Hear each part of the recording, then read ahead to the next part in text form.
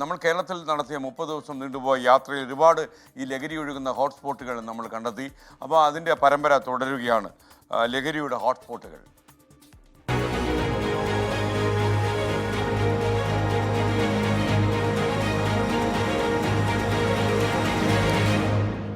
മലപ്പുറം ജില്ലയിലെ eco tourism കേന്ദ്രമായ കൊടുങ്കുത്തിയിലേക്കുള്ള വഴികൾ ലഹരി കേന്ദ്രങ്ങളായി മാറിക്കഴിഞ്ഞു എന്നാണ് നമുക്ക് ലഭിക്കുന്ന റിപ്പോർട്ടുകൾ. കാഴ്ച കാണാൻ എത്തുന്ന ആളുകൾ എന്ന വ്യാജേനയാണ് ഈ ലഹരി സംഘങ്ങൾ ഇവിടെ കയറിയെത്തുന്നത്. ലഹരി അമർ ചെയ്യാൻ പുതിയ പദ്ധതികൾ ആവിഷ്കരിക്കുകയാണ് ഇപ്പോൾ ഇവിടുത്തെ നാട്ടുകാർ.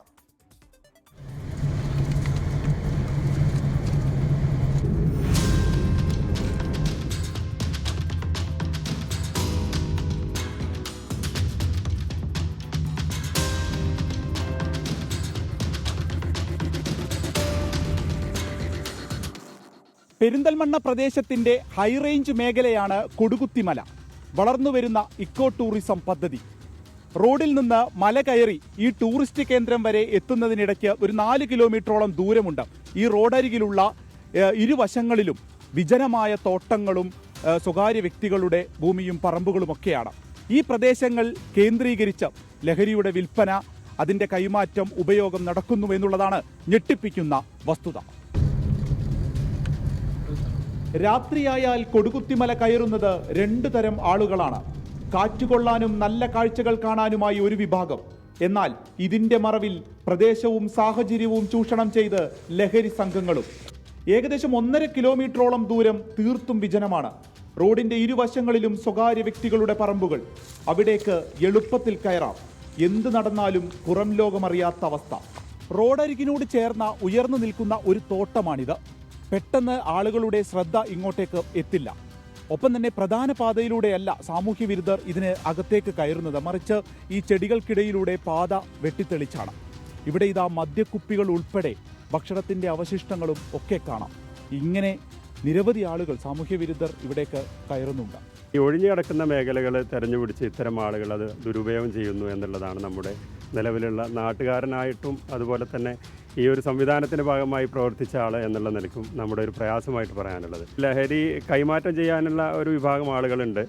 അതേപോലെ തന്നെ ഉപയോഗിക്കുന്ന വ്യക്തികളും ഈ പ്രദേശങ്ങൾ ഉപയോഗിക്കുന്നു എന്നുള്ളതാണ്. സ്വകാര്യ വ്യക്തികളുടെ സ്ഥലങ്ങൾ ഫെൻസിംഗ് നടത്തി പുറത്തുള്ളവർക്ക് കയറാൻ കഴിയാത്ത രീതിയിൽ സുരക്ഷിതമാക്കണമെന്നാണ് പ്രദേശവാസികൾ എടുത്തിരിക്കുന്ന തീരുമാനം. നിയമനിർമ്മാണം കാര്യക്ഷമമാക്കണം. അതോടൊപ്പം തന്നെ നമുക്ക് ഇവിടെ ഒരു പോലീസ് എക്സൈസിൻ്റെ ഒരു കമ്പൈനായിട്ടുള്ള ഒരു നിരീക്ഷണം കൂടി വന്നു കഴിഞ്ഞാൽ നമുക്കിതിനെ നിയന്ത്രണ വിധേയമാക്കാൻ സാധിക്കും. അതൊക്കെ ഫെൻസ് ചെയ്ത് ഇത് പ്രോപ്പർട്ടിയിലേക്ക് ട്രസ്പാസ് ചെയ്ത് കഴിഞ്ഞാൽ ഞങ്ങളതിനെ നേരിടുമെന്നുള്ള രീതിയിൽ വാർണിംഗ് ബോർഡുകൾ സ്ഥാപിക്കേണ്ടതുണ്ട്. പെരിന്തൽമണ്ണയിലെ എക്സൈസ് കണക്കുകൾ മാത്രം നോക്കാം. 3 മാസത്തിൽ 12 കിലോ കഞ്ചാവ്, ഹെറോയിൻ പിടിച്ചത് 14 ഗ്രാം.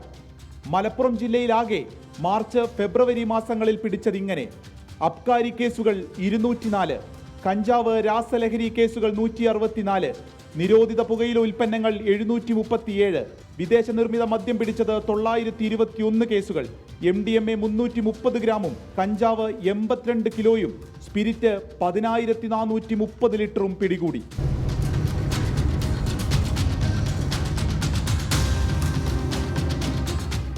തെരുവ് വിളക്കുകളില്ല, CCTVകളില്ല.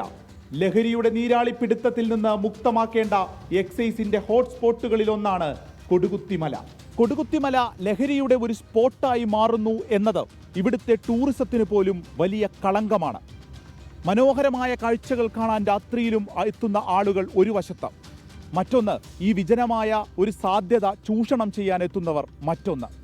കൂടുതൽ കാര്യക്ഷമമായ ഇടപെടലാണ് ഇനിയും ഇവിടെ ആവശ്യം. അർഷക്കിനൊപ്പം വിപിൻ സി വിജയൻ, 24 മലപ്പുറം. ആണോ? പ്രിയപ്പെട്ട പ്രേക്ഷകർക്ക് അറിയുന്ന പോലെ ഇത്തരം വളരെ വളരെ ഒറ്റപ്പെട്ട പ്രദേശങ്ങളിലാണ് ഈ മയക്കുമരുന്ന് ലോബികളും അതേപോലുള്ള സംഘങ്ങളും ഒക്കെ പ്രവർത്തിക്കുന്നത്. മയക്കുമരുന്ന് ഉപയോഗിക്കുന്ന ആളുകളും ഇങ്ങനെ ഒറ്റപ്പെട്ട പ്രദേശങ്ങളിലേക്ക് നീങ്ങി തുടങ്ങിയെന്ന വിശ്വാസയോഗ്യമായ കേന്ദ്രങ്ങൾ നമ്മൾ അറിയുന്നു. ഇപ്പോൾ കൊടികുത്തിമലയിൽ നിന്ന് വിപിൻ സി വിജയൻ കൂടി തത്സമയം ചേരുകയാണ്. വിപിൻ, യഥാർത്ഥത്തിൽ ഇത്തരം സ്ഥലങ്ങളൊക്കെ കണ്ടുപിടിക്കുക, അവിടെ പോവുക, ഇതൊക്കെ കണ്ടെത്തുക എന്നൊക്കെ പറഞ്ഞു കഴിഞ്ഞാൽ ആരോഗ്യം നഷ്ടമാകുന്ന പരിപാടിയാണെന്ന് പലരും ഭയക്കുന്നുണ്ട്. ആ വേളയിലാണ് വിപിൻ അവിടെ എത്തിയിട്ടുള്ളത്. അവിടെ ചെന്നപ്പോൾ വിപിൻ സി വിജയന് എന്താണ് മനസ്സിലായത്? കാരണം ഈ മദ്യപ സംഘങ്ങളെയും അതുപോലെ തന്നെ ലഹരി മയക്കുമരുന്ന് മാഫിയ സംഘങ്ങളെയും ഒക്കെ സഹായിക്കാൻ ലോക്കൽ ഗൂണ്ടാസിൻ്റെ ഒക്കെ പിൻബലം ഉണ്ടോ?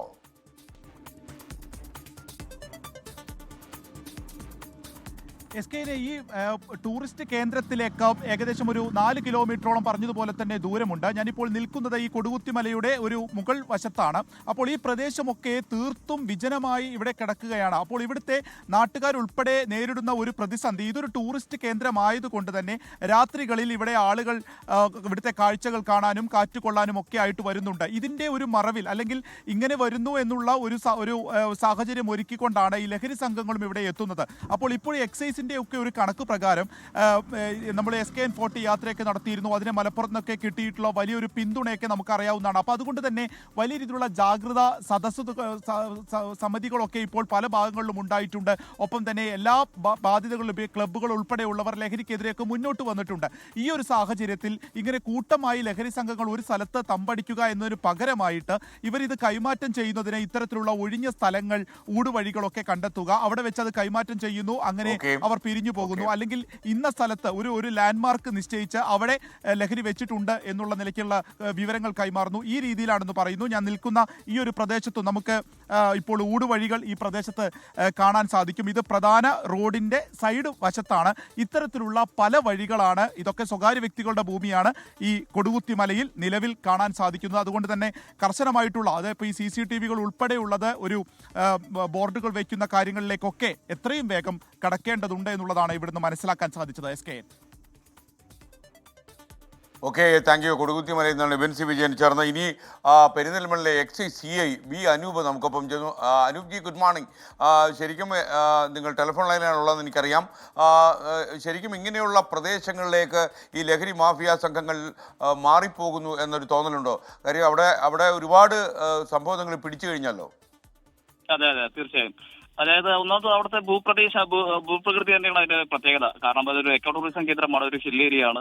അവിടെ നല്ല രീതിയിൽ വിനോദസഞ്ചാരികളും മറ്റും ആകർഷിക്കാൻ പറ്റുന്ന ഒരു സ്ഥലമാണ്. പക്ഷെ അത് ലഹരി മാഫിയ കൂടി അവരുടേതായ കാര്യങ്ങൾ കൂടെ അതിൽ നടത്തുന്നു എന്നുള്ളതാണ് നമുക്ക് മനസ്സിലാക്കാൻ കഴിയുന്ന കാര്യം. കാരണം അവരുടേതായ ചില കൈമാറ്റങ്ങളും ബാക്കിയുള്ളതും അവിടെ നടത്തുന്നുള്ളതാണ് നമുക്ക് വെളിവാകുന്ന ഒരു കാര്യം.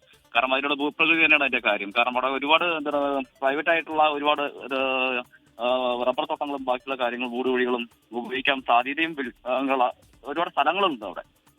അതാണ് ഇതിന്റെ കാരണം. അല്ല, ഈ പെരിന്തൽമണ്ണ വഴി കടക്കുമ്പോൾ എനിക്ക് മനസ്സിലായ ഒരു കാര്യം, ഈ അവിടുത്തെ ജനങ്ങളൊക്കെ തന്നെ ഇതിന് വളരെ എതിരാണ്. നിങ്ങൾക്കൊക്കെ അത്യാവശ്യം ഇൻഫർമേഷൻ ഒക്കെ അവർ തരുന്നുണ്ട്. അപ്പോൾ ഈ മാഫിയ നമുക്ക് വിളിക്കാൻ പറ്റില്ല, ഈ ലോക്കൽ ഈ വിൽപ്പനക്കാരെ ഭയന്ന് അവർ വിവരങ്ങളൊക്കെ തരുന്നുണ്ടോ? കിട്ടുന്നുണ്ട്. നമുക്ക് ഇൻഫർമേഷൻ കിട്ടാറുണ്ട്. അവിടെ വന്ന് ഉപയോഗിക്കുന്നത് അധികം പുറത്തുനിന്നുള്ള ആൾക്കാരാണ്. കാരണം മലപ്പുറത്തുള്ളവരും അതുപോലെ ചെറുപ്പശ്ശേരി, പാലക്കാട് ജില്ലയിൽ ബോർഡർ ആയതുകൊണ്ട് പാലക്കാട് ജില്ലയിലെ യുവാക്കൾ അതിനുള്ള അവരാണ് കൂടുതലായിട്ട് വരുന്നത്. അവിടെ അങ്ങനെ വിൽപ്പന എന്നുള്ളത് നമുക്ക് പറയാൻ കുറവാണ്. അവിടെ പ്രാദേശികമായി വിൽപ്പന വളരെ കുറവാണ്. ഈ ഉപയോഗമാണ് നമ്മുടെ ശ്രദ്ധയിൽ കൂടുതലായിട്ട് പെട്ടിട്ടുള്ളത്. ഓക്കെ, എന്തായാലും ശക്തമായ നടപടികളുമായി മുന്നോട്ട് പോകാം. നമുക്ക് ഉമ്മരെ അടിച്ചൊതുക്കിയേ പറ്റൂ. അപ്പോൾ താങ്കളുടെയൊക്കെ കരുത്താർജിച്ച നടപടികൾ ഉണ്ടാകും എന്ന് ഞാൻ കരുതുന്നു. കേരളത്തിലുടനീളം നമ്മുടെ എക്സൈസും പോലീസും വളരെ സജീവമായി തന്നെ ഇടപെടലുകൾ നടത്തുന്നുണ്ട്. ഒരുപാട് റെയ്ഡുകൾ പുരോഗമിക്കുന്നുണ്ട്. അതുകൊണ്ട് തന്നെ ഈ ലഹരിയുടെ ഒഴുക്ക് കുറച്ച് കുറഞ്ഞിട്ടുണ്ടെന്ന് സംശയമുണ്ട്. പക്ഷേ ഒരുപാട് സാധനം കേരളത്തിൻ്റെ ഉള്ളിലേക്ക് വന്നു കഴിഞ്ഞു. ഉപയോഗിക്കുന്ന ആൾക്കാരുടെ എണ്ണം കൂടി, പ്രത്യേകിച്ച് പ്രായപൂർത്തിയാകാത്ത കുട്ടികളും പെൺകുട്ടികളും ഒക്കെ എണ്ണം കൂടി. അതുകൊണ്ട് നമുക്ക് ഇതിനെതിരെ നടത്തുന്ന നമ്മുടെ ഈ യുദ്ധം കുറച്ചുകൂടി കടുപ്പിക്കേണ്ടിയിരിക്കുന്നു എന്ന് വേണം കരുതാൻ.